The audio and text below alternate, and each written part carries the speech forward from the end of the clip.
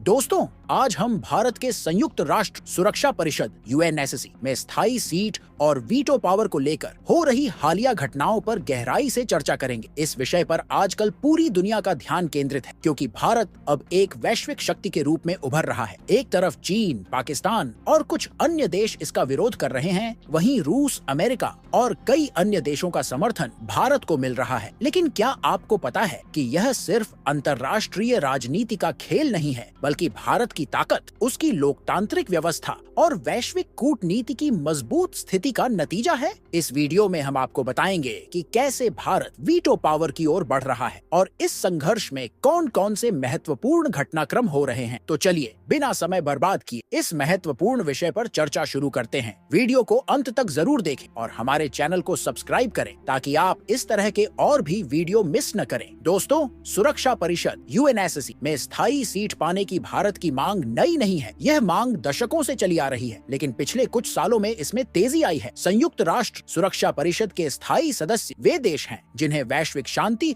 और सुरक्षा पर प्रमुख भूमिका निभाने के लिए चुना गया था। इस समय 5 स्थायी सदस्य हैं: अमेरिका, रूस, चीन, फ्रांस और यूनाइटेड किंगडम। इन 5 देशों को विशेषाधिकार प्राप्त है कि वे किसी भी प्रस्ताव को वीटो कर सकते हैं, जिससे वह प्रस्ताव विफल हो जाता है। भारत लंबे समय से यह तर्क दे रहा है कि सुरक्षा परिषद के वर्तमान संरचना में सुधार की आवश्यकता है, क्योंकि यह विश्व की भू राजनीतिक वास्तविकताओं को सही ढंग से नहीं दर्शाती। भारत का कहना है कि जैसे जैसे वैश्विक राजनीति बदल रही है, वैसे वैसे संयुक्त राष्ट्र की संरचना में भी बदलाव होना चाहिए, खासकर ऐसे समय में जब भारत वैश्विक शक्ति के रूप में उभर रहा है। संयुक्त राष्ट्र महासभा के अध्यक्ष डेनिस फ्रांसिस ने हाल ही में कहा कि भारत जैसे 1 अरब 24 करोड़ की आबादी वाले लोकतांत्रिक देश को नजरअंदाज करना अब असंभव हो गया है। उन्होंने साफ तौर पर कहा कि भारत सुरक्षा परिषद में स्थायी सीट का सबसे प्रबल दावेदार है। उनका यह बयान न केवल भारत के लिए महत्वपूर्ण था, बल्कि इसने उन देशों को भी झटका दिया जो भारत को वीटो पावर देने का विरोध कर रहे हैं, जैसे कि चीन, पाकिस्तान और कनाडा। फ्रांसिस ने यह भी कहा कि अगर भारत को स्थायी सीट नहीं दी जाती है, तो इससे संयुक्त राष्ट्र का अस्तित्व खतरे में पड़ सकता है। उनके अनुसार यूएनएससी में सुधार न केवल भारत के लिए बल्कि पूरी दुनिया के लिए जरूरी है। आज के भू राजनीतिक परिदृश्य में यह आवश्यक है कि सुरक्षा परिषद उन देशों का सही प्रतिनिधित्व करे जो वैश्विक मामलों में महत्वपूर्ण भूमिका निभा रहे हैं। भारत का तर्क है कि सुरक्षा परिषद में स्थायी सदस्यता उसे मिलनी चाहिए, क्योंकि यह एक प्रमुख लोकतांत्रिक देश है जो न केवल वैश्विक शांति और सुरक्षा में योगदान दे रहा है, बल्कि विकासशील देशों के साथ भी अपने ज्ञान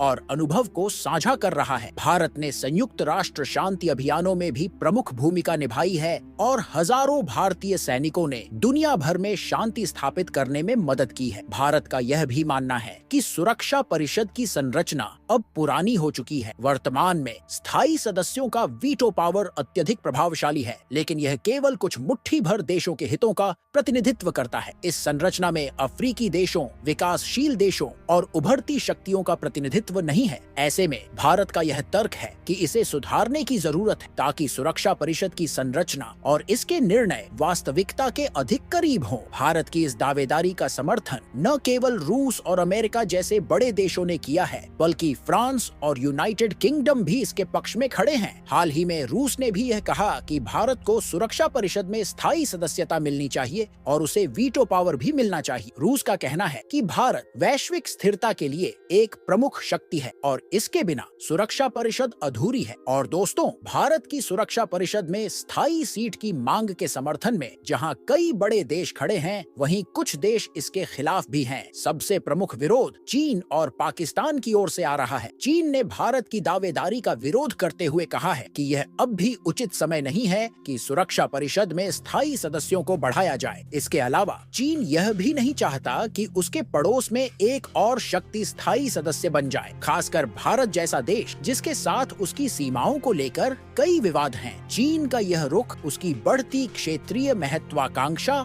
और एशिया पर अपने प्रभाव को बनाए रखने के प्रयास का हिस्सा है। चीन जानता है कि अगर भारत को वीटो पावर मिल जाती है तो यह न केवल उसकी क्षेत्रीय शक्ति को चुनौती देगा बल्कि वैश्विक स्तर पर भी भारत का प्रभाव बढ़ेगा। चीन, जो वर्तमान में एशिया में प्रमुख शक्ति के रूप में उभर रहा है, नहीं चाहता कि भारत उसे इस भूमिका में चुनौती दे। पाकिस्तान की स्थिति भी स्पष्ट है। पाकिस्तान हमेशा से भारत के किसी भी अंतर्राष्ट्रीय स्तर पर उभरने का विरोध करता रहा है। पाकिस्तान को यह डर है कि अगर भारत को वीटो पावर मिल गई तो वह सुरक्षा परिषद में पाकिस्तान के खिलाफ किसी भी प्रस्ताव को आसानी से रोक सकेगा। पाकिस्तान ने यह भी कहा कि अगर सुरक्षा परिषद में सुधार की बात हो रही है तो यह जरूरी है कि अन्य छोटे देशों को भी इसमें जगह दी जाए। हालांकि यह तर्क केवल भारत की दावेदारी को कमजोर करने के लिए दिया गया है, क्योंकि पाकिस्तान जानता है कि उसकी खुद की दावेदारी कमजोर है। इटली और कनाडा जैसे देश भी भारत की दावेदारी के विरोध में हैं, लेकिन उनका विरोध चीन और पाकिस्तान जितना मुखर नहीं है। इन देशों का मानना है कि सुरक्षा परिषद में स्थायी सदस्यता का विस्तार केवल कुछ देशों तक सीमित नहीं होना चाहिए, बल्कि इसमें व्यापक सुधार की आवश्यकता है। लेकिन दूसरी ओर रूस, अमेरिका,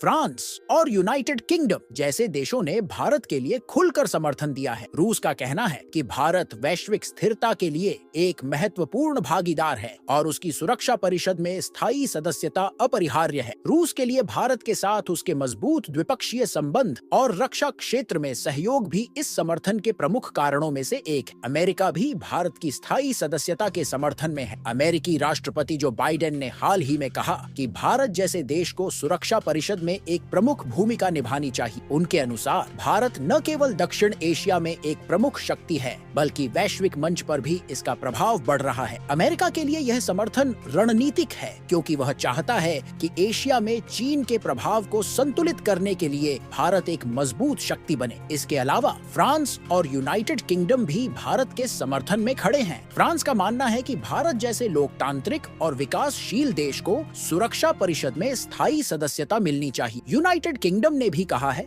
कि सुरक्षा परिषद की संरचना में बदलाव अब समय की जरूरत है और इसमें भारत की भूमिका अत्यंत महत्वपूर्ण होगी। इस वैश्विक समर्थन और विरोध की पृष्ठभूमि में यह स्पष्ट है कि भारत की दावेदारी केवल भारत की आंतरिक राजनीति का विषय नहीं है, बल्कि वैश्विक कूटनीति और भू राजनीति के बड़े खेल का हिस्सा है। और दोस्तों, प्रधानमंत्री नरेंद्र मोदी और विदेश मंत्री एस जयशंकर ने भारत की संयुक्त राष्ट्र में स्थायी सीट और वीटो पावर की दावेदारी को आगे बढ़ाने में बेहद अहम भूमिका निभाई है। इन दोनों नेताओं ने पिछले कुछ वर्षों में अंतर्राष्ट्रीय मंच पर भारत की स्थिति को मजबूत करने के लिए रणनीतिक रूप से कई कदम उठाए हैं। चाहे वह द्विपक्षीय वार्ताएं हो या बहुपक्षीय मंच, मोदी और जयशंकर दोनों ने इस मुद्दे को बार बार सामने रखा है और इसे भारत की विदेश नीति के केंद्र में रखा है। प्रधानमंत्री नरेंद्र मोदी ने अपने कार्यकाल के दौरान अंतर्राष्ट्रीय कूटनीति में भारत को एक प्रमुख शक्ति के रूप में स्थापित करने के लिए व्यापक प्रयास किए हैं। उनके नेतृत्व में भारत ने अपने विदेश। दोस्तों,